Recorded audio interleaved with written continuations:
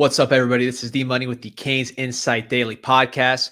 Want to tell you about our good friends at Anijar and Levine Accident Attorneys. If you've been in a crash, someone you care about's been in a crash, you may be entitled to significant compensation. Don't go with a rookie. Go with somebody who knows the process, who has experts at every single stage of the process, who will treat you like family, who will make sure that you're protected, taken care of. Don't have to worry about anything except for getting the finest legal care and having your case handled by the absolute best. Take back control of your life. 1-800-747-FREE, 1-800-747-3733. Also want to talk about my friends at Caneswear. You can go to the store at Davie, Football Heaven, or caneswear.com if you're not local. Get the absolute best in Miami Hurricanes gear, Miami Dolphins gear, Inter Miami, Florida Panthers, Miami Heat, Miami Marlins. You name it, they have it. Absolute best when it comes to Miami sports fans merchandise and the best staff in the business. Ask anybody, they'll tell you. But if you're not lucky enough to go to the store, go to caneswear.com. Everything is available there, the spot where Miami fans shop. What's up, Canes fans? Peter Ariz here, bringing you today's edition of Canes Insight Daily. Just got back from Green Tree a little while ago, and again, get about 20 to 25 minutes in there for media viewing, but got a good look at one-on-ones today, amongst other things.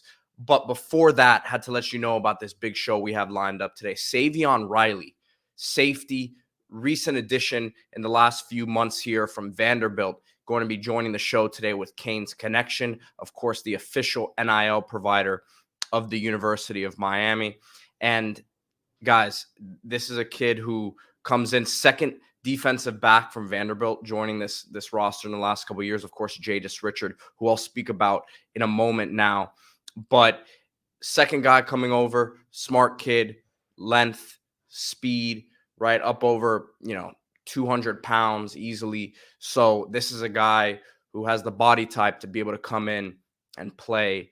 And of course, Miami needs safeties to make an impact this year with James Williams and Cam Kitchens both gone. But going through some notes here from practice today, I'll start with the offensive line with one guy that we've talked about before already, and D Money has spoken about him, Markel Bell, coming over from the JUCO ranks, someone that Coach Cristobal was speaking very highly of when he signed. Obviously, as a JUCO guy, has a little bit of a learning curve at that position. But what stood out to me is his proportions, right? You're talking about a guy who's 6'8", 6'9".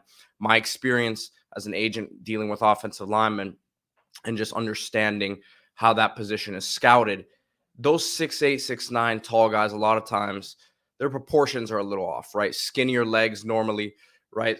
And that's not the case with Markel Bell. Yes, he's 6'9", but you're talking about a guy who does not have small legs whatsoever. And interestingly enough, for as big as he is, has a frame where he can add some good weight still, right? So very excited about, look, obviously it's a loaded offensive line. So for him to just walk in and be a starter right off the bat may be, a tough proposition, but we understand that you need depth across that line. And Markel Bell is a guy that I think by midseason, at the very least, should be ready to see some meaningful snaps if need be. So excited about him for sure. Looking at those one-on-ones, so we'll take a look at some of those defensive back, receiver, tight end matchups, right? Because we got a good look at those today. And even before the one-on-ones, in individual work, Jaden Harris is someone who stands out, looks very fluid in his movement, good size, has some good weight on him as well. Has to click, obviously, in games, as we saw last year as he got more play time with Cam Kitchens' absence with his injury. Really seemed to grow and get better with more snaps. Coach Guidry was high on him. Coach Cristobal had a comment in a press conference last year where he basically said he was a special teams guy and we're asking him to do a lot, but he's lived up to that, right? So again, just in the individual drills, looked very fluid. Markeith Williams is a guy who's still lean. I don't think you can ever expect him to be a thumper, ever really expect him to be much of a physical safety out there. But another guy who looks very fluid in these drills and in coverage is someone I think you can definitely trust, right? So again, doesn't look like someone who's going to get downhill and lay the wood necessarily, but he has the look in terms of the range, the ability to get sideline to sideline, cover a lot of ground out there, and really be a free safety type, I think, in this defense.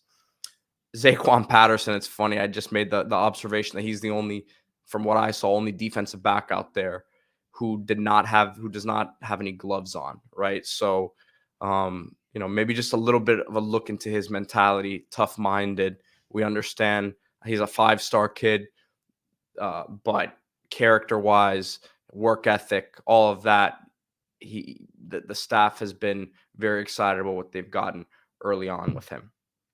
So getting into some of these, one more thing before we get into one-on-ones. Jojo Trader had a really nice block. I think it was Demetrius Freeney. They were working on some screenplays, right? And a lot of the coaches were excited about Jojo's block, right? Again, for a freshman, you're talking about someone who is physical already, not afraid of any competition, and we know that he had the ability and has played corner. So he has that tough-minded approach that as a freshman, to be able to have that sense and understand how important blocking is, right? That's going to get you on the field for sure, outside of obviously his ability as a pass catcher. Jadis Richard, I mentioned the other day just how he stands out from a length standpoint, twitchiness. But man, he had a couple really good reps today. Had one in particular, was a good one-on-one rep against Jojo Trader up the sideline. The physicality, just smothering Trader, just not giving him any room to work with. Then he had another rep on Naikar, who had it was an in-breaking route. Again, just physicality, no space to work. No flag was thrown either, right? I mean, it was a good rep, good battle on both sides there. But Jadis Richards his length, it's a lot for some of these receivers to deal with. So to me, he was a standout today in those one-on-ones. Don't want to miss anything here. I have a few more things. Naikar had a really nice one-handed reception. It was almost, over his shoulder, one-handed like this. I believe it was Reese Poffenbarger who laid it in a bucket for him over the top. Miles Muyung, the walk-on, who D Money has mentioned as a really solid player, had tight coverage. It was very good coverage by him, but beautiful throw, and Naikar just looking so smooth on the reception. So that one got some people going. A couple more plays that had people excited in Green Tree. Elijah Arroyo shook Jaden Harris and made a really nice one-handed grab. Jaden Harris was initially in nice position, but Arroyo put a shimmy shake on him and broke out to the corner. And it was a nasty route for sure. So good to see Elijah Arroyo moving like that. We've mentioned him as a standout. We've had him on the show again in conjunction with Canes Connection as well. Ray Joseph had a nice vertical route on Markeith Williams. There was a little shove. Offensive pass interference was called. It was a nice battle. Markeith was in a good spot. Ray did push off a little bit. I think in a game, it goes either way, right? I mean, it may not be called. Ray made the reception, but again, offensive pass interference was called. Maybe the rep of the day was Riley Williams against Zaquan Patterson. There was a holding called on Zaquan Patterson. Riley Williams fought through contact, made the catch going out towards the sideline where some of us reporters were standing. And Riley, with a smile on his face, got right in Zaquan Patterson's face and basically said, you were holding me and I still caught it, right? And they had a good back and forth. It was all in, competitive nature between them. But Riley Williams, man, really asserting himself as a guy who can be a physical presence, man, because Zaquan Patterson, even though he's a freshman, right, he's not afraid to compete and stick his nose in there either. So awesome rep between the two of them there. And then, yeah, I think that's pretty much it based on my notes here. But competition heating up. We're in that second half now of spring game here in a couple weeks. And guys trying to do everything they can to make their lasting impact here before they get into the summer portion of this program. So coming up next here on the Canes Insight podcast, Savion Riley, again, Canes Connection. As you see in the video right here, go to canesconnection.com, hit become a member up top, and you can sign up with promo code CIS. Again, you can choose your package there. Promo code CIS. As you see, you apply it there, and you get 20% off your monthly membership. And again, Canes Connection, the official NIL of the University of Miami. No better way to support the athletes at Miami than through Canes Connection. Coming up next here on the CanesInSight podcast, Miami Hurricanes safety and Canes Connection athlete Savion Riley. All right, Canes fans, very excited to be joined right now by Canes Connection athlete and Miami Hurricanes safety Savion Riley, who's a newer Hurricane here. So Canes fans getting to know you a little bit. Savion, we appreciate your time today. How you doing? I'm doing great, man. I'm blessed to be here, So obviously, man, coming over from Vanderbilt, right? Talk to us a little bit about your transition. I mean, what's it like not dealing with cold weather at this time of year here in the spring? Yeah, I mean, just break down, everything about the transition for you down here to Miami. So overall, the transition for me was pretty smooth. You go from being at Vanderbilt, a place where, it's cold in the morning, to being here at Miami. I wake up every day and it's hot. So, I think the big adjustment for me was getting used to the heat. But overall, though, I love being here. And we talked about it a little bit before. I saw the Bahamian flag in your bio. I know you have some Bahamian roots as well. So this weather is a little bit closer to that than that cold up there. Yeah, definitely. Mom's side of the family is Bahamian, so I have roots all kind of throughout here. So do you find the Bahamian spots, the food spots down here, or what? The Caribbean? So much good food. It's a lot of Caribbean food. A lot of good Haitian food too. Yeah, I actually did have some jerk today. There you go. So, there you go. You got some spots. There it is. So obviously, again, making the transition from Vanderbilt to Miami. Your size and speed, man, that's something that we hear a lot. That's tossed around about you. I mean, what are your measurables right now? I was at practice the other day, and I told a couple people I didn't even know we were going to have you on the show yet, but I wrote a note. I said Savion Riley looks the part out there, right? So, I mean, have you always just been bigger, or is it something that you worked for? I mean, talk to me about that, and what are you at right now? As of right now, I'm at 6'2", 205. Okay.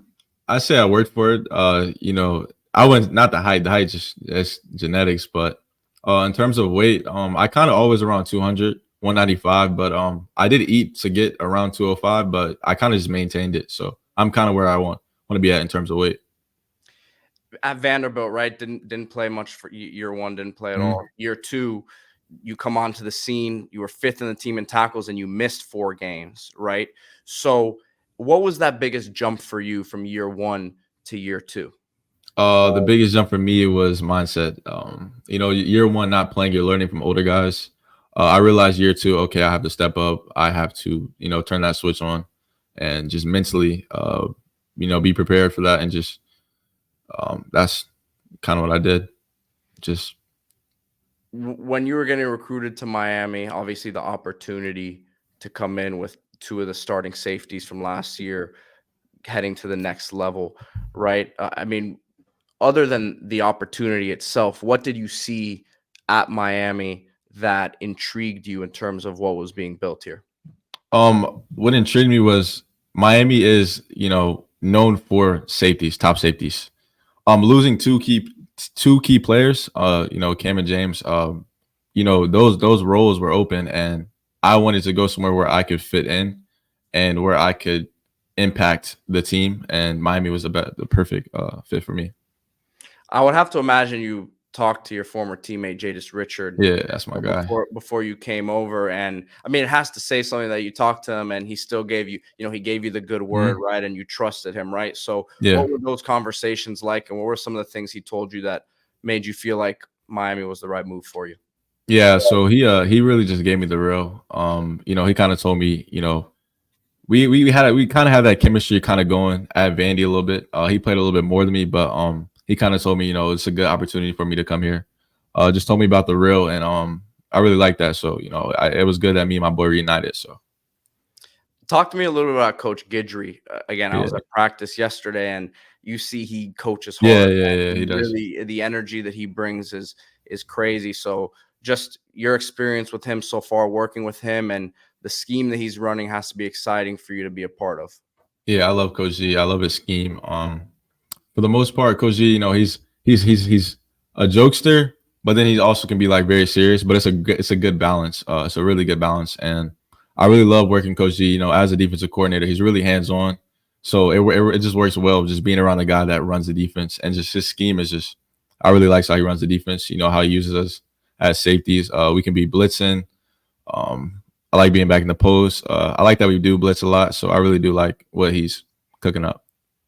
Now let's get to know you a little bit off the field, right? You're from the Atlanta area, right? Yeah. You choose to go to Vanderbilt, which is Nashville. Then you choose to come to Miami. You just said, I'm not doing the small town thing. You're a city guy, huh? Yeah. Yeah. Live close to the city. At Kennesaw Marietta area, but it's like 15 from Atlanta, so kind of just raised around that area. But I'm used to the city though, so it wasn't really a problem me being in Miami because I'm kind of used to the city already. Listen, it was either going to be Miami or USC or UCLA because you're running out of big cities to go to. Maybe somewhere in Texas, maybe Dallas. I don't know, SMU. But no, man. And then your decision to go to Vanderbilt. I saw you chose Vanderbilt over Duke. Listen, I may have needed you to take my SAT for me back in the day. Those were your two options. I mean, talk to me about your recruiting process coming out of high school.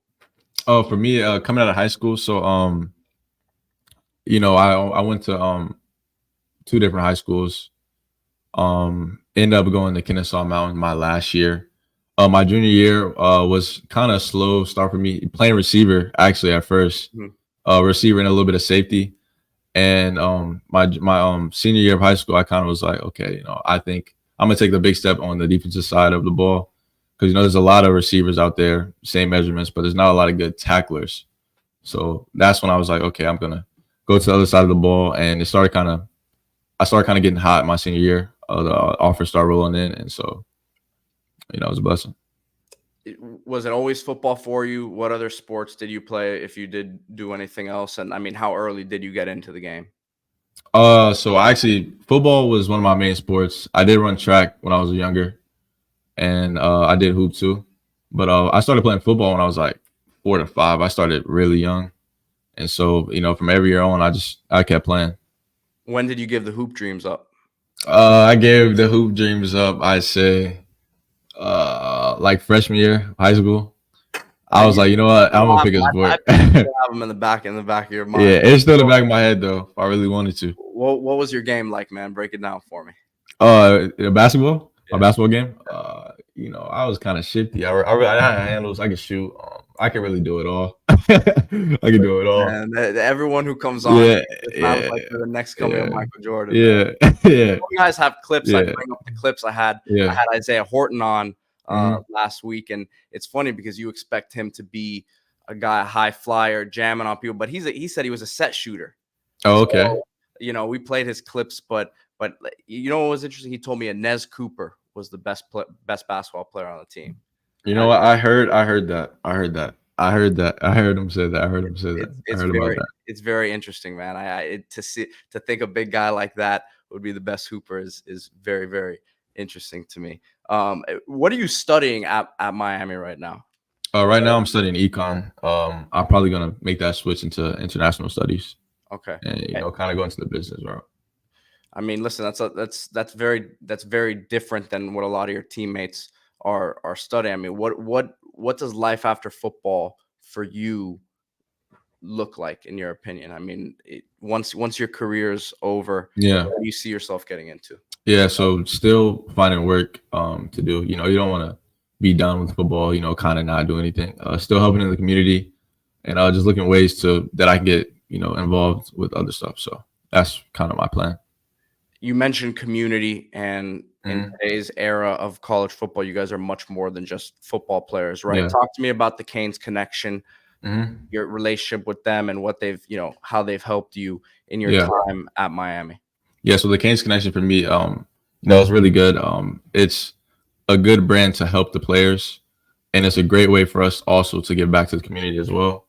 And so I really like what they're doing for us, and it's really we're really giving back in a positive way and helping others as well. Yeah, and like I said, there's so much that goes into it. It's not just playing the game, right? You have to start building that brand right outside of the football field. And I know Canes Connection helps you guys with that big time. Couple more questions here before I let you go, Savion. That safety room, how do you see it's coming together? Obviously, it's a big competition in there right now, as it is at every position. But I mean, what do you see in that room? It looks like a lot of length, a lot of speed. Guys get sideline to sideline, right? So just talk to me about how that room's coming together. I think it's coming well. It's coming together well. I think the main thing is we all have different skill sets, and it's really just for Coach G to see how we can work together as best as possible. With everybody's skill sets, but it's competitive. We all work together. We all communicate. We get together, watch film. But I think we're gonna end up coming along well. Just starting right now in the spring. But I think we're doing well so far, though. I see it's gonna be a positive trend. And then the other side of the ball, you go against them every day. Obviously, we're not giving away any secrets here, but some of the offensive guys, man, the guys on the other side of the ball, who's caught your attention at the receiver or the tight end spots, who's going to be giving the opposing defenses issues this year? It's a lot. We got a lot of good key weapons. Our QB is nice. X is nice. It's a lot of guys that they're gonna be giving opposing teams a really hard time this season. I'll tell you that much. But it's also great that we get to go against that competition every day. I was gonna say it's got to be iron sharpening iron, right? With some of the battles that you guys have out there on Green Tree. Savion Riley, man, it was great getting to know you a little bit today. Best of luck this season. Appreciate it. And appreciate your time once again. Appreciate it.